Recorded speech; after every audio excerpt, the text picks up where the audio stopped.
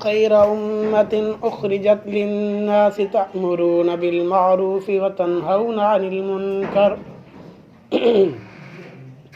قال النبي صلى الله عليه وسلم لغدوة في سبيل الله أو روحة خير من الدنيا وما فيها صدق الله العظيم وصدق رسوله النبي الكريم ونحن على ذلك لمن الشاهدين والشاكرين والحمد لله رب العالمين۔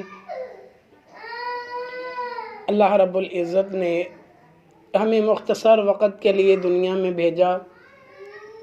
اللہ رب العزت یہ چاہتے ہیں کہ میرے بندے میری بندیاں جب میرے پاس آئیں تو کامیاب و کامران ہو کر آئیں، اور اللہ رب العزت نے کامیابی و کامرانی کا معیار وہ دین پہ چلنا، اللہ رب العزت کے احکامات کو ماننا، آقا علیہ الصلاۃ والسلام کے ارشادات کو ماننے میں رکھی ہے۔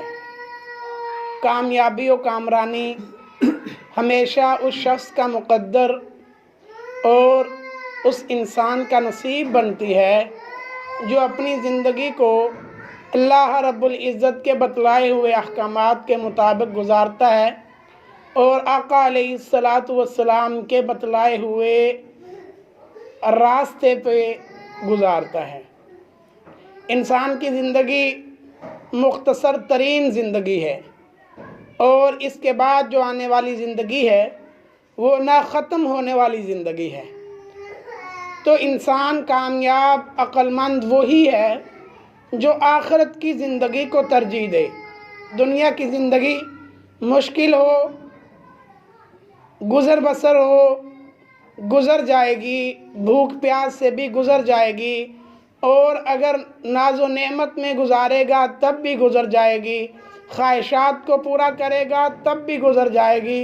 اگر اپنی خواہشات کو دبائے ہوئے اللہ رب العزت کے احکامات کے مطابق، آقا علیہ الصلاۃ والسلام کے ارشادات کے مطابق گزارے گا تو زندگی بھی گزر جائے گی اور آخرت کی زندگی کامیاب بھی ہو جائے گی۔ حضور علیہ الصلاۃ والسلام نے ایک جگہ ارشاد فرمایا، الکیس من دان نفسہ عامل لما بعد الموت۔ حضور علیہ الصلاۃ والسلام نے اس ارشاد میں عقل مند، دانا، سمجھدار آدمی کی نشاندہی کی ہے۔ ہماری نظروں میں، معاشرے میں، علاقے والوں میں عقل مند کس شخص کو سمجھا جاتا ہے؟ جس کی گاڑی ہو، جس کا بنگلہ ہو، جو دنیا کے اعتبار سے بہت سارا مال و دولت اکٹھا کر لے، سمجھتے ہیں بڑا عقل مند آدمی ہے۔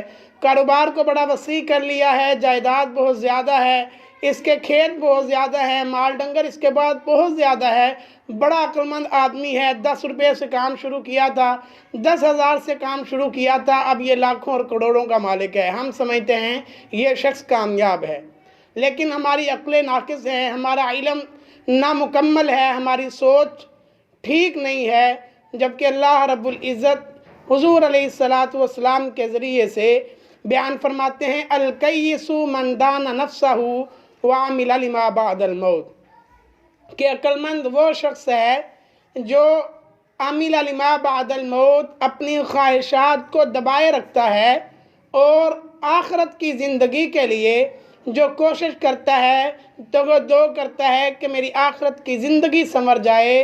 حضور علیہ الصلاۃ والسلام فرماتے ہیں، الکیس من دان نفسہ، اصل میں عقل مند آدمی وہ ہے۔ حضور علیہ الصلاۃ والسلام نے عقل مندی اور دانشمندی کا معیار یہ ٹھہرایا کہ آدمی مرنے کی بعد والی زندگی کے بارے میں کوشش کرے، اور دنیا والے یہ سمجھتے ہیں کہ جس کے پاس مال و دولت ہو، جائیداد ہو، دوسری چیزیں، گاڑی بنگلہ ہو، یہ عقل مند ہے، اور حضور علیہ الصلاۃ والسلام عقل مندی کا معیار دوسرا ٹھہراتے ہیں، اور یقیناً آقا علیہ الصلاۃ والسلام جو فرماتے ہیں وہی حق اور سچ ہے۔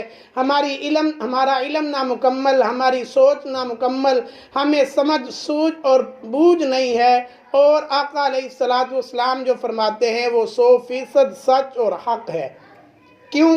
اس لیے کہ اللہ رب العزت فرماتے ہیں وَمَا يَنْطِقُ عَنِ الْهَوَىٰ إِنْ هُوَ إِلَّا وَحْيٌ يُوحَىٰ، کہ حضور علیہ السلام اپنی طرف سے کچھ نہیں کہتے۔ حضور علیہ السلام وہی زبان اقدس سے ارشاد فرماتے ہیں جو اللہ رب العزت ان کی طرف وہی فرماتے ہیں۔ تو حضور علیہ السلام نے عقل مند اور سمجھدار اس شخص کو بیان فرمایا کہ جو مرنے کی بعد والی زندگی کے لیے تیاری کرے، مرنے کے بعد کامیاب ہو جائے، مرنے کے بعد کامران ہو جائے۔ اور اللہ رب العزت نے آخرت کی زندگی کو کامیاب و کامران کرنے کے لیے، بنانے کے لیے ہمیں دنیا کی مختصر ترین زندگی عطا کی ہے۔ یہ زندگی کا کوئی پتہ نہیں 30 سال، 40 سال، 50 سال، 60 سال کب جو ہے اس کی زندگی ختم ہو جائے، جبکہ آخرت کی زندگی جو ہے وہ ہمیشہ ہمیشہ باقی رہنے والی زندگی ہے۔ اس میں ہمیشہ ہمیشہ کی زندگی ہے، وہاں موت کو بھی موت آ جائے گی، اور جو انسان کامیاب ہوگا وہ نہ ختم ہونے والی زندگی اس کی کامیاب ہو جائے گی، اور اگر اللہ نہ کرے وہاں کوئی ناکام ہو گیا تو اس کی ہمیشہ ہمیشہ کی تباہی اور بربادی اور ہمیشہ ہمیشہ کے عذاب میں وہ شامل ہو جائے گا۔ اللہ رب العزت نے قرآن مجید میں ارشاد فرمایا کنتم خیر امت اخرجت للناس تأمرون بالمعروف وتنہون عن المنکر وتؤمنون باللہ، کہ امت محمدیہ تم بہترین امت ہو۔ کیوں؟ اس کی وجہ کیا بیان فرمائی؟ امتیں تو اس سے پہلے بھی آئی، لیکن کسی امت کو اللہ رب العزت نے بہترین امت نہیں بیان کیا، کسی کو نہیں کہا۔ امت محمدیہ کو یہ اعزاز حاصل ہے کہ اللہ رب العزت فرماتے ہیں کنتم خیر امت، بہترین امت ہو۔ آگے اس کی وجہ بیان فرمائی، اگر ہم اس وجہ کو پورا کریں گے تو ہمارا شمار بہترین امت میں ہوگا، وگرنہ ہمارا شمار بہترین امت میں نہیں ہو سکتا۔ وجہ بیان فرمائی تأمرون بالمعروف وتنہون عن المنکر، تم بہترین امت اس وجہ سے ہو کہ تم اچھی اور نیک باتوں کا حکم دیتے ہو اور برائی کی باتوں سے خود بھی بچتے ہو اور دوسروں کو بھی روکتے ہو۔ وَتُؤْمِنُونَ بِاللَّهِ، اور صرف ایک اللہ پر ایمان رکھتے ہو۔ یہ اللہ رب العزت نے اس حضرت انسان کو بہتر فرمانے کا، اس امت محمدیہ کو بہترین کا جو لقب عطا کیا، اس کی وجہ یہ بیان فرمائی۔ اگر ہم اپنے آپ کو بہترین امت میں شامل کرنا چاہتے ہیں تو پھر ہمیں ان باتوں پر عمل کرنا چاہیے کہ تأمرون بالمعروف، خود بھی اچھے کام کریں اور دوسروں کو بھی اچھے کام کی دعوت دیں، وتنہون عن المنکر، خود بھی برے کاموں سے بچیں اور دوسروں کو بھی برے کاموں سے بچانے کی کوشش کرنا۔ اور یہ جو کام ہے کہ خود بھی نیک کام کرنا، دوسروں کو بھی نیک کام کی دعوت دینا، خود بھی برے کام سے بچنا اور لوگوں کو بھی برے کاموں سے بچانا، یہ انبیاء علیہم السلام والا کام ہے۔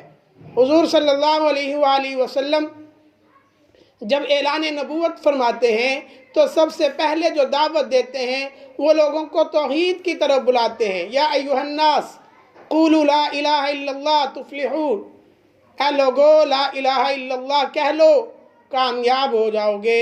جس نے وقت کے نبی کی بات کو مان لیا، اللہ رب العزت نے اس کو کامیاب و کامران کیا۔ جس نے وقت کے نبی کی بات کو ٹھکرا دیا، اللہ رب العزت نے اس کو دنیا میں بھی ذلیل و خوار کیا اور آخرت میں بھی نہ ختم ہونے والا عذاب ان کے لیے تیار ہے۔ ہمیں چاہیے کہ حضور علیہ السلام نے جو رستہ ہمیں بتلایا، جو چیزیں ہمیں بتلائیں، جس پر عمل کرنے کے لیے ہمیں بتلایا، ہمیں ان باتوں پر عمل کرنا چاہیے۔ اللہ رب العزت قرآن پاک میں ارشاد فرماتے ہیں فَأَلْهَمَهَا فُجُورَهَا وَتَقْوَاهَا، ہم نے حضرت انسان کو دو رستے دکھلائے ہیں، ایک نیکی کا رستہ ہے، ایک بدی کا رستہ ہے۔ جو نیکی کے رستے پہ چلے گا وہ کامیاب ہو جائے گا، جو گمراہی کے رستے پہ چلے گا وہ نامراد اور خسارے میں ہوگا۔ اللہ رب العزت نے ہر چیز کو کھول کھول کے بیان کیا۔ حضور علیہ السلام کو اللہ رب العزت نے مبعوث فرما کر ہمارے لیے ذریعہ نجات اور نمونے کے طور پر حضور علیہ السلام کی زندگی موجود ہے۔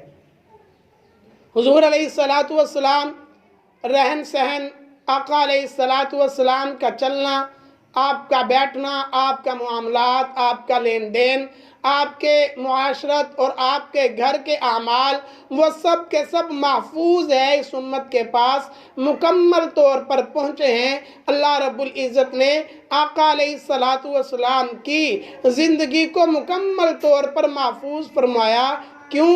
اس لیے کہ جو بعد میں آنے والی امت ہے وہ یہ نہ کہے کہ ہمیں یہ تو پتہ ہے کہ شادی سے پہلے زندگی کیسی گزارنی ہے، کیونکہ حضور علیہ السلام سے ہمیں سیکھا ہے، لیکن شادی کے بعد کی زندگی کا پتہ نہیں۔ ایسا نہیں کہہ سکتا۔ کیوں؟ اس لیے کہ حضور علیہ السلام کی زندگی میں یہ دونوں طرح کی زندگیاں موجود ہیں، شادی سے پہلے کی اور شادی کے بعد کی۔ امیر یہ کہنے کا حقدار نہیں ہوگا کہ مجھے پتہ نہیں کہ مالداری میں کون سے اعمال پورے کرنے ہیں، اور غریب یہ کہنے کا حقدار نہیں کہ غریبی میں کس طرح اللہ رب العزت کے احکامات کو پورا کرنا ہے۔ کیوں؟ اس لیے کہ حضور علیہ السلام کی زندگی دونوں طرح کے نمونے کے لیے اللہ رب العزت نے متعین فرمائی۔ حضور علیہ السلام پر ایسا وقت بھی گزرا کہ گھر میں کھانے کے لیے کچھ نہیں ہے، پینے کے لیے کچھ نہیں ہے، کئی گھنٹے کئی دن بغیر کھائے پیے گزر جاتے۔ حضور علیہ السلام نے اپنے پیٹ پہ پتھر رکھے اور امت تک اپنا پیغام پہنچایا، اور اپنے آنے والی امت میں غریب لوگوں کے لیے ایک حجت اور ان کے لیے ایک نمونہ بنے کہ میری امت میں آنے والے غربا کہیں یہ نہ کہیں کہ ہمارے پاس مال ہوتا تو ہم بھی دین پر عمل کرتے، ہمارے پاس جائیداد کوٹھی بنگلہ ہوتی تو ہم بھی دین پر چلتے۔ حضور علیہ السلام نے اپنے پیٹ پہ پتھر باندھ کے اپنی آنے والی غریب امت کو پیغام دیا۔ اگر آقا علیہ السلام چاہتے تو حضور علیہ السلام کے لیے آسمان سے سونا برس سکتا تھا، زمین اپنے اندر سے ہیرے جواہرات نکال سکتی تھی، لیکن حضور علیہ السلام نے اس چیز کو قبول نہیں کیا اور فقر کو پسند کیا، اور اپنے آنے والے غریب امت کے لیے، اپنے آنے والے غریب امتیوں کے لیے حضور علیہ السلام مشعل راہ ہے۔ حضور علیہ السلام کی جو زندگی ہے وہ بہترین نمونہ ہے۔ لَقَدْ كَانَ لَكُمْ فِي رَسُولِ اللَّهِ أُسْوَةٌ حَسَنَةٌ۔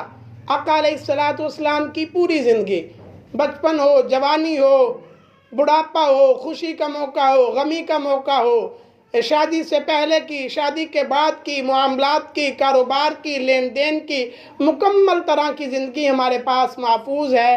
تو جو شخص کامیاب و کامران ہونا چاہتا ہے، جو شخص چاہتا ہے کہ قیامت کے بعد والی جو زندگی ہے، قیامت کے بعد والا جو ہمارا حشر ہے، وہ آقا علیہ السلام کے ان کامیاب امتیوں کی طرح ہو جن کے لیے اللہ رب العزت نے جنت کا اعلان کیا ہے، تو پھر ان کو چاہیے کہ آقا علیہ السلام کی زندگی کو سامنے رکھے۔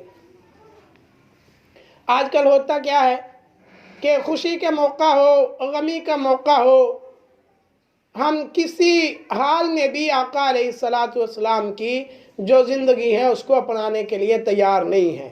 حقیقت یہ ہے، اگر کسی کو خوشی کے موقع پہ کہہ دیا جائے کہ سنتوں کا اہتمام کر لیں، اپنی شادی پہ، بچوں کی شادی پہ فضول خرچی سے رک جائیں، ایسے بدعات رسومات کو چھوڑ دیں، تو جواب یہ ملتا ہے کہ ہماری معاشرے میں، خاندان میں ناک نہیں رہتی۔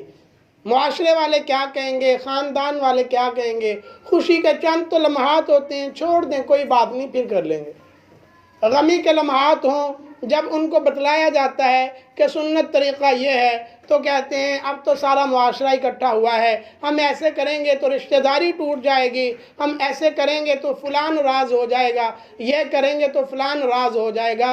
اللہ رب العزت نے حضور علیہ السلام کی زبان اقدس سے یہ ارشاد جاری کروایا، لا طاعت لمخلوق فی معصیت الخالق۔ اگر اللہ رب العزت کی ناراضگی والے کام ہو رہے ہیں، اللہ رب العزت کی نافرمانی ہو رہی ہے اور رشتہ داری بچ رہی ہے، ایسی رشتہ داری کی قطعاً کوئی ضرورت نہیں۔ اللہ رب العزت کی فرما برداری لازمی ہے، مخلوق ناراض ہوتی ہے، ہو جائے۔ حضور علیہ السلام نے کامیابی کا معیار وہ اللہ رب العزت کے احکامات پہ چلنا ہے، اللہ رب العزت کے احکامات کے مطابق زندگی گزارنی ہے اور اپنی زندگیوں کو حضور علیہ السلام کی زندگیوں کے مطابق ڈھالنا ہے۔ آقا علیہ السلام کی زندگی میں بہت سارے واقعات کہ آقا علیہ السلام اس امت کے لیے غمزدہ و پریشان رہے، ہر وقت ہر گھڑی بے چین رہے۔ حضور علیہ السلام ساری رات مصلی پہ کھڑے ہو کے اتنا روتے اس قدر کھڑے رہتے اللہ رب العزت کی بارگاہ میں کہ پاؤں مبارک پر ورم آ جاتا، اس قدر روتے کہ داڑھی مبارک آنسوؤں سے تر ہو جاتی، سجدے میں اس قدر روتے کہ جس جگہ سجدہ فرماتے وہ جگہ آنسوؤں سے تر ہو جاتی۔ حضور علیہ السلام کا اس قدر رونا کس کے لیے تھا؟ کیا صحابہ کرام کے لیے حضور علیہ السلام اس قدر تڑپتے تھے؟ جبکہ صحابہ کرام کے بارے میں تو اللہ رب العزت نے قرآن پاک میں جگہ جگہ ارشاد فرمایا، اولئک هم المفلحون، اولئک هم الفائزون، اولئک هم الراشدون، رضی اللہ عنہم ورضوا عنہ۔ آقا علیہ السلام کے سارے صحابہ وہ تو جنتی ہیں۔ کیا اپنی اولاد کے لیے، اپنے نواسوں کے لیے، اپنی بیٹیوں کے لیے تڑپتے رہے؟ نہیں، بلکہ ان کی بیٹیاں تو جنت کی عورتوں کی سردار ہیں، اور حضور علیہ السلام کے نواسے حضرات حسنین کریمین وہ جنت کے نوجوانوں کے سردار ہیں۔ سوال یہ ہوتا ہے پھر حضور علیہ السلام کا اس قدر غم، اس قدر رونا، اس قدر اپنے آپ میں اندر ہی اندر کڑنا یہ کس کے لیے تھا؟ حضور علیہ السلام ایک مرتبہ مسجد میں تشریف فرما، حضرت جبرائیل علیہ السلام حاضر خدمت ہوتے ہیں اور عرض کرتے ہیں کہ یا رسول اللہ صلی اللہ علیہ وسلم، اللہ رب العزت نے مجھے جنت اور جہنم کی سیر کرائی۔ حضور علیہ السلام فرماتے ہیں کہ جبرائیل آپ نے کیا دیکھا؟ تو جنت کا پورا نقشہ کھینچ کر حضور علیہ السلام کے سامنے بیان کر دیتے ہیں۔ جہنم کا پوچھا تو اول خاموش رہے، جب حضور علیہ السلام کا اصرار بڑھا کہ جبرائیل بتاتے کیوں نہیں، تو نے جنت میں کیا دیکھا؟ تو حضرت جبرائیل علیہ السلام عرض کرنے لگے، یا رسول اللہ صلی اللہ علیہ وسلم، میں نے جہنم کو دیکھا، جہنم کے 7 درجات ہیں، 7 طبقے ہیں۔ اچھا، اس میں کون سے لوگ ہوں گے؟ تو حضرت جبرائیل علیہ السلام عرض کرتے ہیں، ان المنافقین فی الدرک الاسفل من النار ولن تجد لهم نصیرا، کہ جہنم کا جو سب سے سخت اور سب سے نچلا درجہ ہے، اس میں اللہ رب العزت منافقین کو ڈالیں گے۔ پھر اس کے بعد یہود و نصارہ کو، اس کے بعد جو چاند اور ستاروں کی پرستش کرتے ہیں ان کو، جو بتوں کو اپنا معبود مانتے ہیں ان کو۔ 6 درجات بیان کرنے کے بعد حضرت جبرائیل علیہ السلام رک جاتے ہیں۔ حضور علیہ السلام فرماتے ہیں کہ 7ویں درجے میں کون لوگ ہوں گے؟ حضور علیہ السلام کے پوچھنے پر وہ خاموش ہو جاتے ہیں، پھر پوچھتے ہیں تو حضرت جبرائیل علیہ السلام عرض کرتے ہیں، یا رسول اللہ صلی اللہ علیہ وسلم، جو 7واں سب سے اوپر والا درجہ ہوگا جہنم کا، اس میں آپ کے امت کے وہ لوگ ہوں گے، وہ گناہگار لوگ ہوں گے جو بغیر توبہ کے مر جائیں گے۔ حضور علیہ السلام نے جب یہ سنا اسی وقت بے ہوش ہو کر گر گئے۔ بعد میں جب ہوش آئی تو حضور علیہ السلام نے فرمایا، مجھ سے برداشت نہیں ہوتا کہ میری امت کے لوگ جہنم میں جائیں۔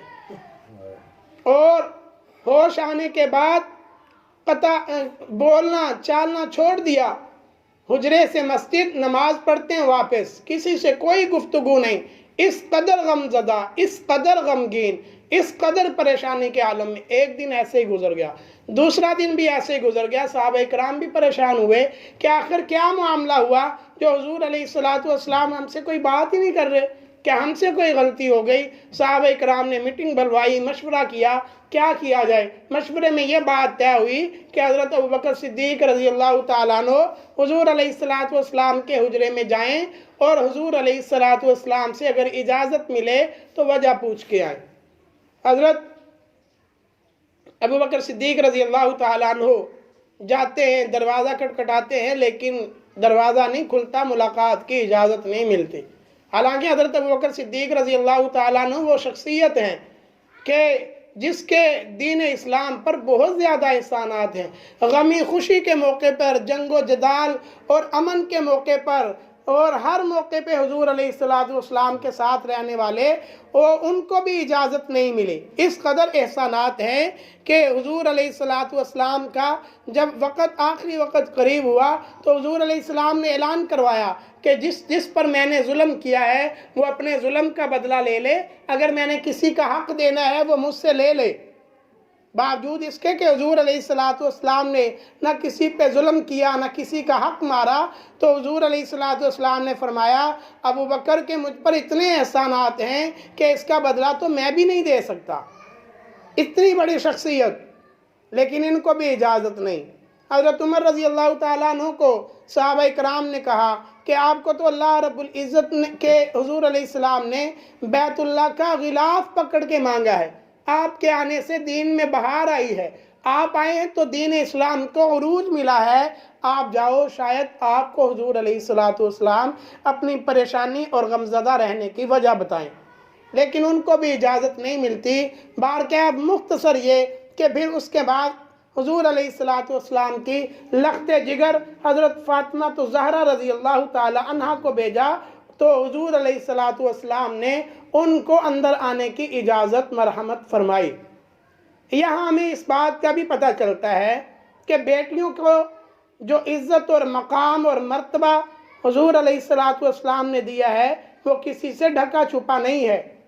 جس جگہ آنے کی حضرت ابوبکر صدیق اور حضرت عمر رضی اللہ تعالی عنہ کو اجازت نہیں ملی, حضور علیہ السلام نے اپنی بیٹی کو آنے کی اجازت دی. جب حضور علیہ السلام کے گھر حضور علیہ السلام کی بیٹی حضرت فاطمہ الزہرا رضی اللہ تعالی عنہ تشریف لاتی تھی, تو حضور علیہ السلام ان کے عزت اور ان کے مقام اور مرتبے اور ان کی خوش دلی کے لیے اپنی کالی کملی بچھا دیا کرتے تھے. اللہ رب العزت حضور علیہ السلام نے بیٹیوں کو مقام دیا ہے, ان کو عزت دی ہے, ان کو وقار دیا ہے, اور ان کی ایک شان ہے. جتنا ہم پیار اپنے بیٹوں سے کریں, اپنی بیٹیوں سے بھی کریں. بیٹیوں کو حضور علیہ السلام نے وراثت کا حقدار ٹھہرایا ہے. جب اپنی وراثت تقسیم کریں وہاں اپنی بیٹیوں کا بھی حق دیا جائے. ہمارے معاشرے میں یہ ایک بہت بڑی گمراہی ہے کہ ہم بیٹوں کو تو وراثت کا حقدار ٹھہراتے ہیں لیکن بیٹیوں کو محروم کر دیتے ہیں, جبکہ دین اسلام ہمیں اس کی اجازت نہیں دیتا. بہرکیف میں گزارش یہ کر رہا تھا کہ حضور علیہ السلام غم زدہ رہے. جب حضرت فاطمہ الزہرا رضی اللہ تعالیٰ عنہ نے پوچھا کہ ابا جان آپ اس قدر روئے ہیں کہ آپ کی گالوں کا جو گوشت ہے وہ بھی ہلکا پڑ گیا ہے, مسلسل رونے کی وجہ سے آپ کمزور ہو گئے ہیں, آخر ایسی کون سی وجہ ہے, ایسی کون سی پریشانی ہے؟ تو حضور علیہ السلام نے جو بیعت فرمائی, جو ہے وہ ارشاد فرمایا, وہ ہمیں اپنے سینوں پہ اپنے دل میں لکھنے چاہیے, رکھنے چاہیے. حضور علیہ السلام نے فرمایا میری بیٹی, حضرت جبرائیل علیہ السلام آئے تھے اور انہوں نے بتلایا کہ میری امت کے گناہگار لوگ جہنم میں جائیں گے, مجھ محمد سے یہ برداشت نہیں ہوتا. حضور علیہ السلام جب قیامت کا دن ہوگا, حشر برپا ہوگا, ہر آدمی نفسی نفسی پکار رہا ہوگا, اور یہاں تک کہ انبیاء علیہم السلام بھی نفسی نفسی پکار رہے ہوں گے کہ اللہ آج ہماری حفاظت کر لے, ہم کسی کا سوال نہیں کرتے. تمام لوگ پریشان ہوں گے, ساری امت جمع ہو کر کہے گی کہ یا اللہ حساب شروع کر لیجئے, سورج انتہائی قریب ہے, اور پسینے میں شرابور ہوں گے, اور اپنے گناہوں کی وجہ سے پسینوں میں وہ جو ہے ڈوب گئے ہوں گے اور اللہ رب العزت سے یہ دعا کریں گے کہ یا اللہ اگر جہنم میں بھیجنا ہے جہنم میں بھیج دو، اگر جنت میں بھیجنا ہے جنت میں بھیج دو، لیکن اس عذاب سے ہماری جان چھڑا دو۔ سب جمع ہو کر حضرت آدم علیہ السلام کے پاس جائیں گے، اے ابا جان آپ اللہ رب العزت سے دعا کریں، اللہ رب العزت سے سفارش کریں کہ ہمارا حساب کتاب شروع ہو۔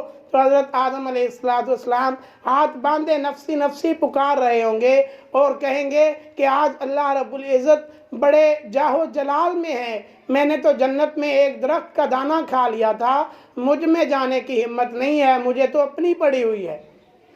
حضرت نوح علیہ السلام، حضرت موسیٰ، حضرت عیسیٰ، تمام انبیاء علیہ السلام کے پاس یہ امت جائے گی، لیکن کوئی بھی سفارش کرنے کے لیے تیار نہیں ہوگا۔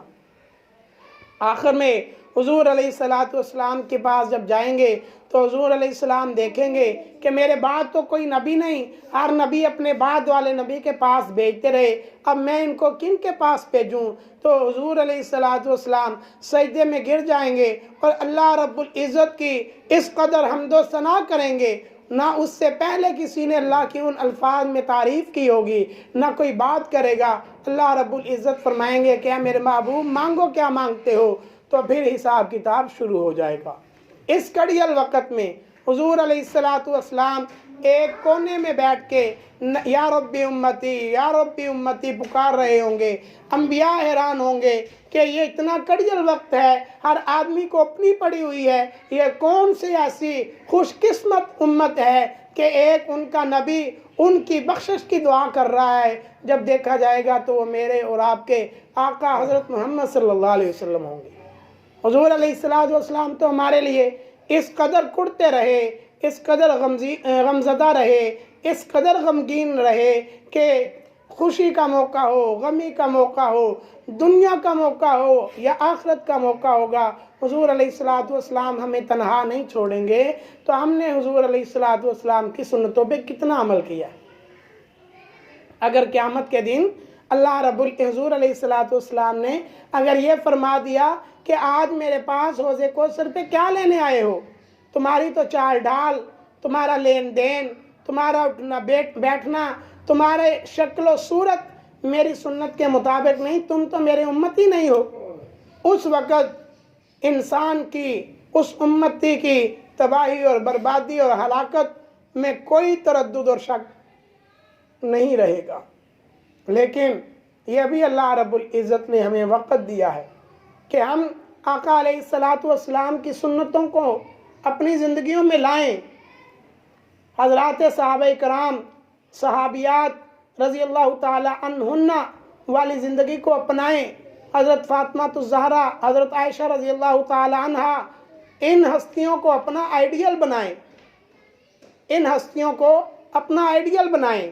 فرعون کی جو بیوی حضرت آسیہ تھی، اس نے جو ہے اللہ رب العزت کا تعارف کیا، اللہ رب العزت کے ساتھ انہوں نے ایمان لایا اللہ رب العزت پر اور اللہ رب العزت کی عبادت شروع کر دی۔ بیوی فرعون کی ہے، لیکن اللہ رب العزت نے ان کو جو 4 چاند لگائے ہیں، ان کی جو عزت و مقام اور مرتبہ عطا کیا ہے، وہ عام عورت کے بس کے اور ان کے اللہ رب العزت نے عطا نہیں کیا۔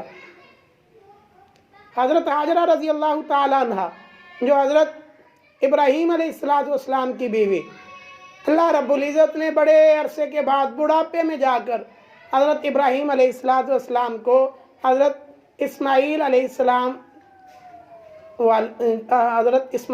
السلام کا جو وہ ہے، اللہ رب العزت نے ان کی پیدائش حضرت ابراہیم علیہ السلام کے گھر میں کی، بڑھاپے کی عمر میں مسلسل اللہ رب العزت سے مانگتے رہے۔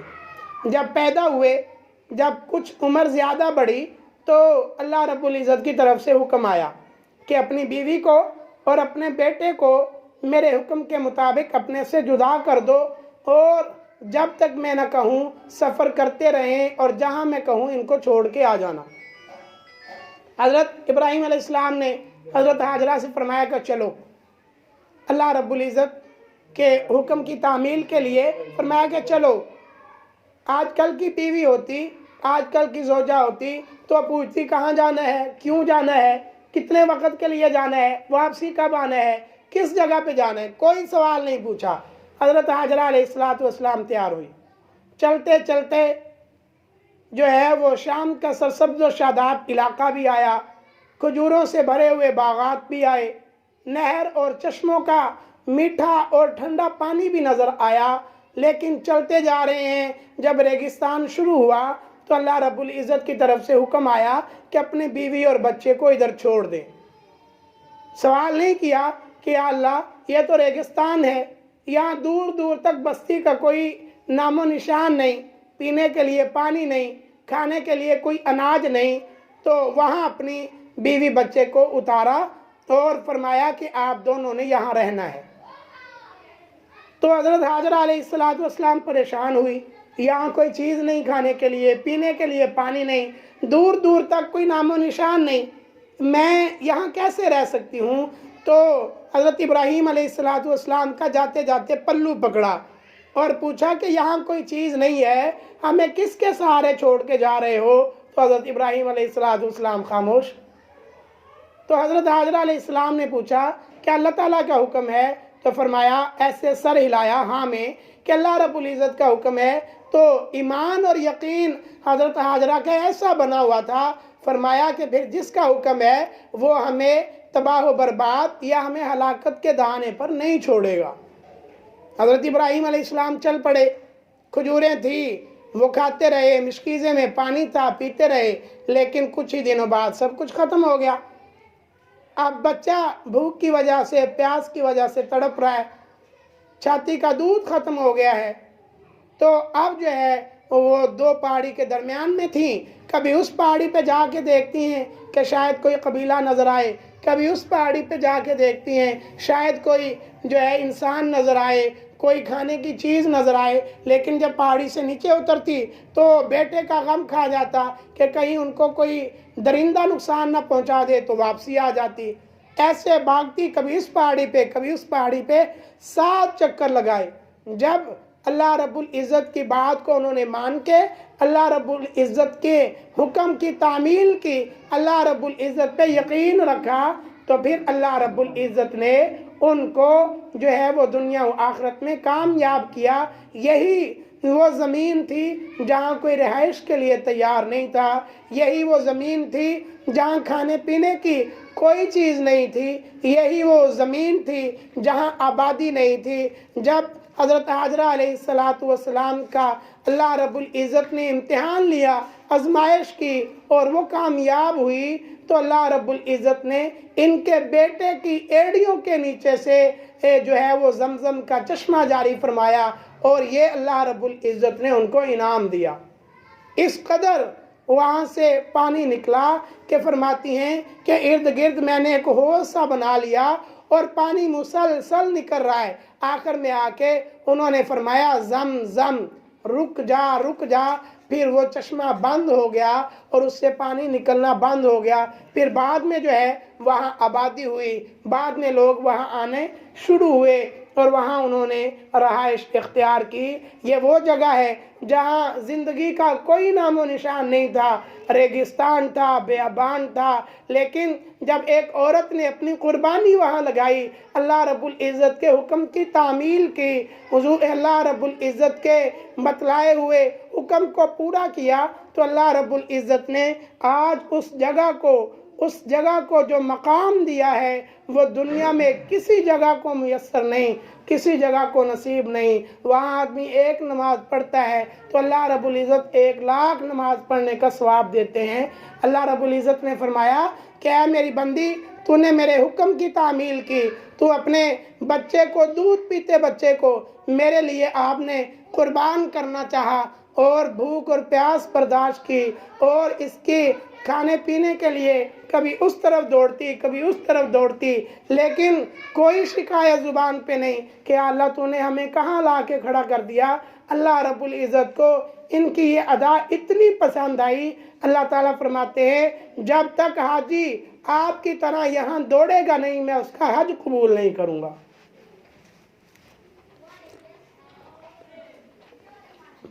اللہ رب العزت امتحان لیتے ہیں ضرور، آزمائش ضرور کرتے ہیں، لیکن اس پہ جو انعام دیتے ہیں، آزمائش مختصر ہوتی ہے، امتحان مختصر ہوتا ہے، لیکن اس پہ جو انعام ملتا ہے وہ پھر صدیوں انسان کو یاد رہتا ہے۔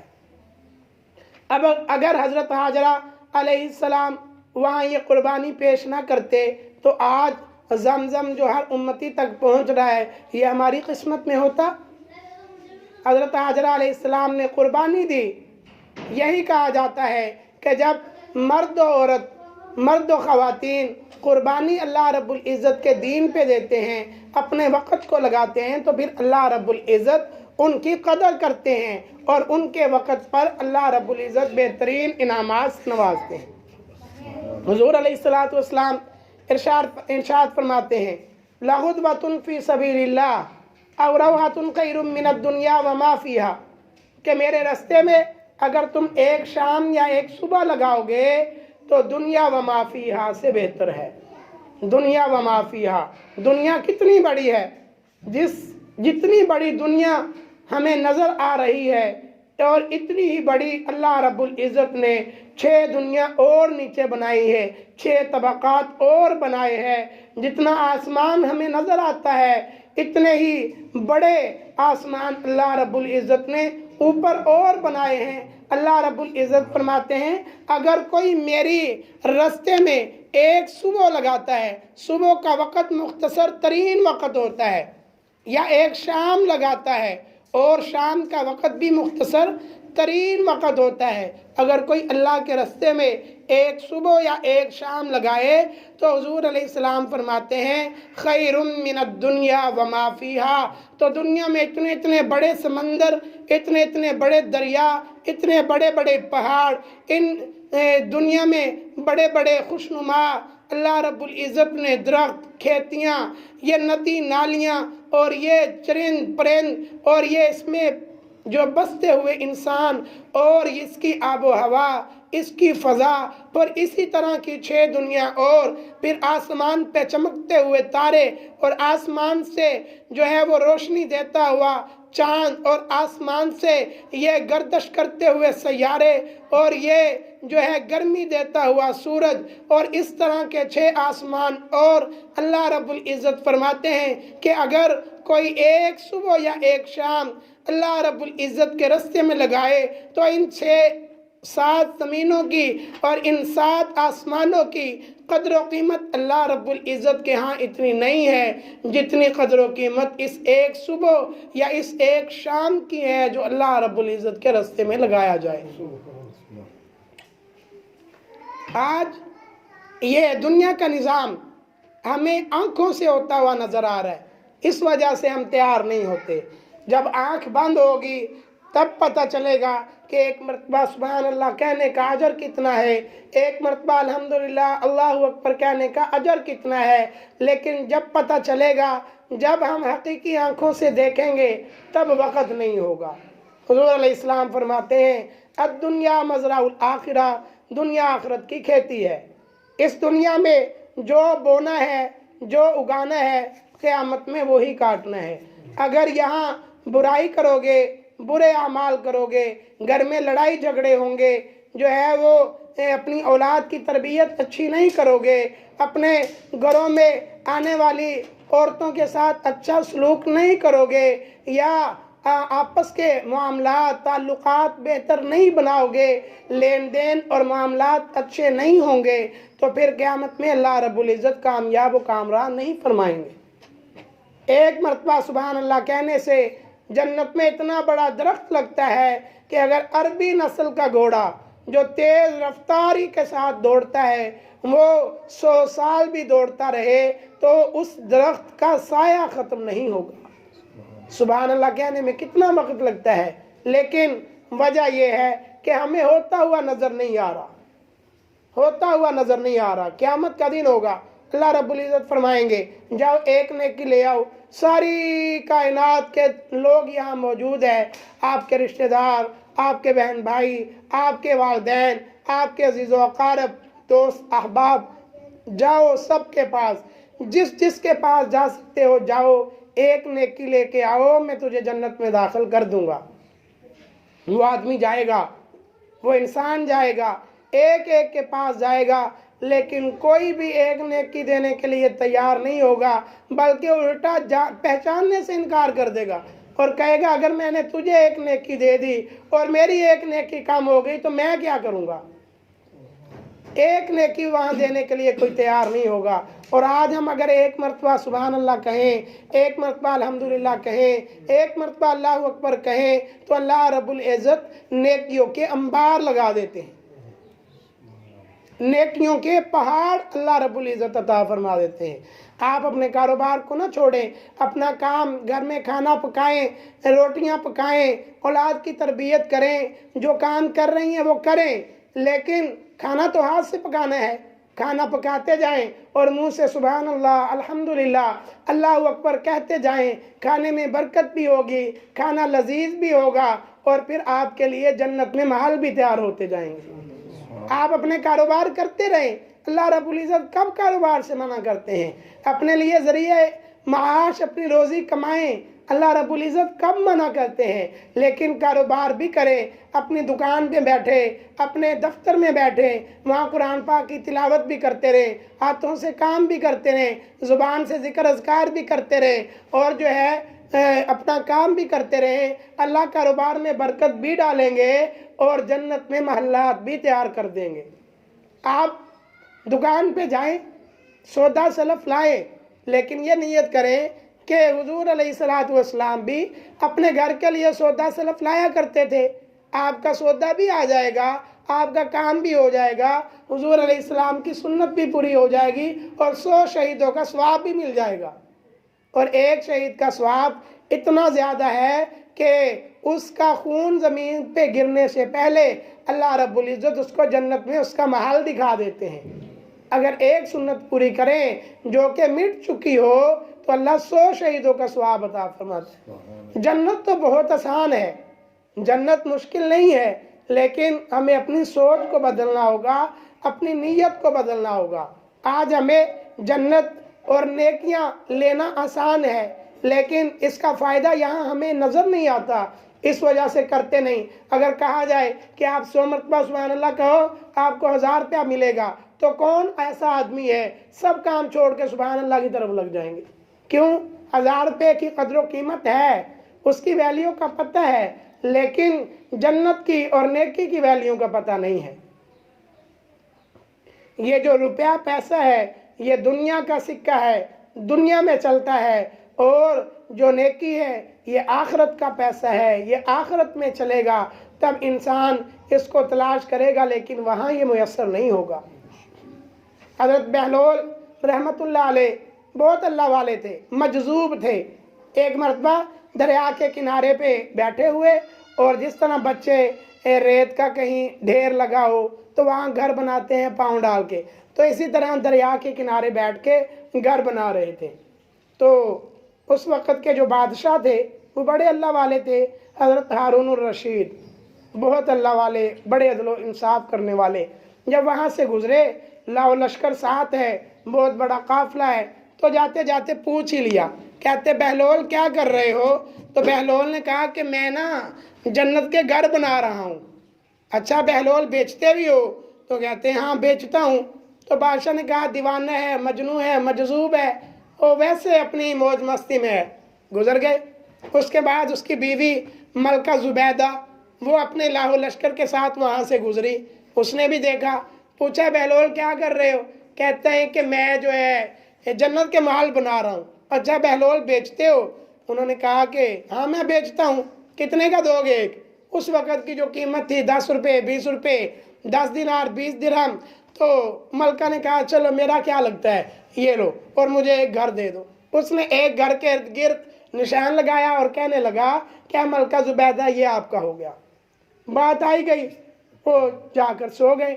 جب گھر گئے تو ہارون الرشید کو خواب میں دیکھا کہ میں جنت میں پھر رہا ہوں اور میں نے ایک بڑا خوبصورت عالیشان محل دیکھا اور اس کے بالکل فرنٹ پہ لکھا ہوا ہے ملکہ زبیدہ۔ تو میں جب اندر جانے لگا تو فرشتوں نے روک لیا، کدھر جا رہے ہو؟ تو کہنے لگے کہ میری بیوی کا محل ہے۔ تو کہنے لگے کون سی بیوی؟ یہ تو آخرت کا نظام ہے، وہ آپ کی بیوی ہوگی دنیا میں، لیکن وہ تو سب کچھ ختم ہو گیا۔ کہتے میں دیکھنے لگا، مجھے کوئی محل نظر نہیں آیا۔ کہتے میں ڈر کے ہڑبڑا کے میری آنکھ کھلی تو میں پریشان ہوا۔ بادشاہ تھا، عدل و انصاف کرنے والا تھا، اللہ رب العزت سے ڈرنے والا تھا، اپنی گھر والی کو اسی وقت اٹھایا، سکون نہ آیا، چین نہ آیا۔ تو کہنے لگے کہ اے اللہ والی مجھے ایک بات تو بتا، تو کون سا نیک عمل کرتی ہے؟ کہنے لگی کوئی بھی نہیں، نمازیں میں بھی پڑھتی ہوں، آپ بھی پڑھتے ہیں، روزے میں بھی رکھتی ہوں، آپ بھی رکھتے ہیں، صدقہ خیرات ہم دونوں مل کر کرتے ہیں، تو آپ سے کوئی الگ عمل میں نہیں کرتی۔ تو کہنے لگے بات یہ ہے کہ میں نے جنت میں آپ کا محل دیکھا ہے، مجھے میرا محل نظر نہیں آیا اور آپ کے محل میں مجھے داخل نہیں ہونے دیا گیا۔ کہنے لگی مجھے تو کوئی ایسی نیکی یاد نہیں ہے۔ جب ذہن پہ زور ڈالا تو کہنے لگی یاد آیا، وہ اپنا مجذوب اور وہ جو بہلول دانا ہے نا، وہ محلات بیچ رہا تھا، وہ کہہ رہا تھا جنت کے ہیں، ایک میں نے اس سے لے لیا تھا۔ وہ انہوں نے اپنے ماتھے پہ ہاتھ مارا، کہنے لگے وہ تو مجھے بھی دے رہا تھا، تو میں نے تو اس سے نہیں لیا۔ خیر صبح کا انتظار کرنے لگے شدت کے ساتھ۔ صبح ہوئی تو اب جو ہے نا پھر اسی طرف چل پڑے اور دعا کرتے جا رہے ہیں، یا اللہ بہلول اپنی موج مستی میں ہو، اسی طرح گھر بنا رہا ہو اور گھر بیچتا ہو، میں بھی ایک گھر لے لوں۔ اب جب اس کے پاس پہنچے، دور سے دیکھا تو وہ بہت خوش ہوا کہ یار بہلول تو بیٹھا ہوا ہے، اب پاس جا کے دیکھتے ہیں کیا بنتا ہے۔ پاس گئے تو وہ اسی طرح گھر بنا رہے تھے۔ تو کہا کہ اے مجذوب، اے بہلول بیچتے ہو؟ اور فوراً اپنی جیب میں ہاتھ ڈالا۔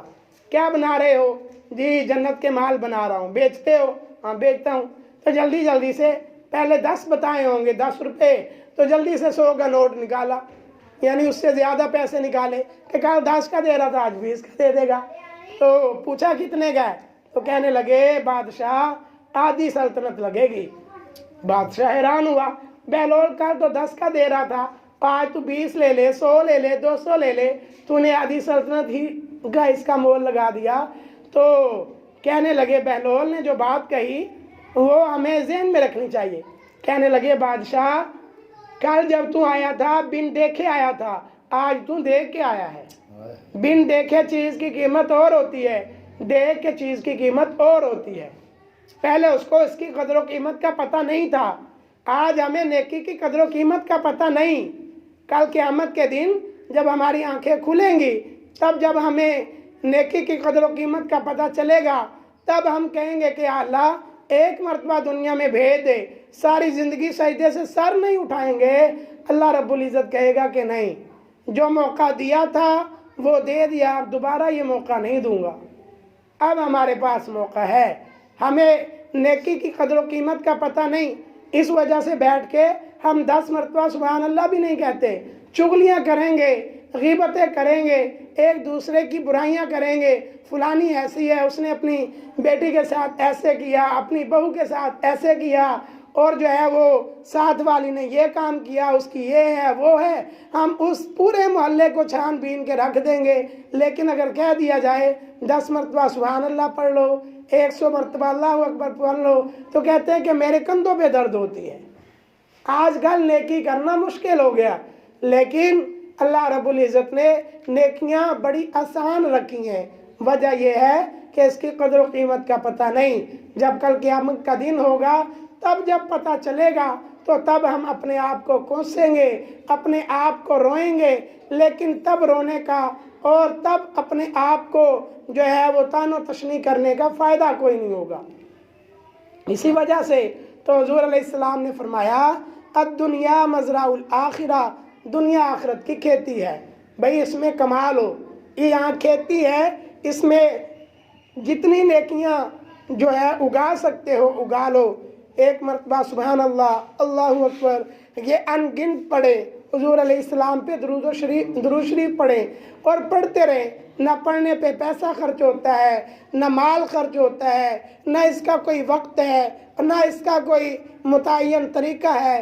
آپ بیٹھے پڑھے، آپ لیٹتے پڑھے، چلتے پھرتے پڑھے، روٹی پکاتے پڑھے، کاروبار پہ جاتے پڑھے، دفتر میں بیٹھ کے پڑھے، اسکول میں بیٹھ کے پڑھے، بریک میں پڑھے، پڑھائی کا وقت ہو پڑھانے کے بعد پڑھے، پہلے پڑھے، تو یہ اللہ رب العزت نے آج ہمیں مواقع دیے ہیں۔ गनीमत समझो। जब इतनी नेकियों का पता चलता तो सहाबा इकराम कहते कि या रसूलल्लाह सल्लल्लाहु अलैहि वसल्लम, इस कदर नेकियां, एक मरतबा सुभान अल्लाह कहने पे, एक मरतबा अल्लाहु अकबर कहने पे इतनी नेकियां मिलती हैं, तब तो आपकी उम्मत का कोई शख्स भी जहन्नम में नहीं जाएगा।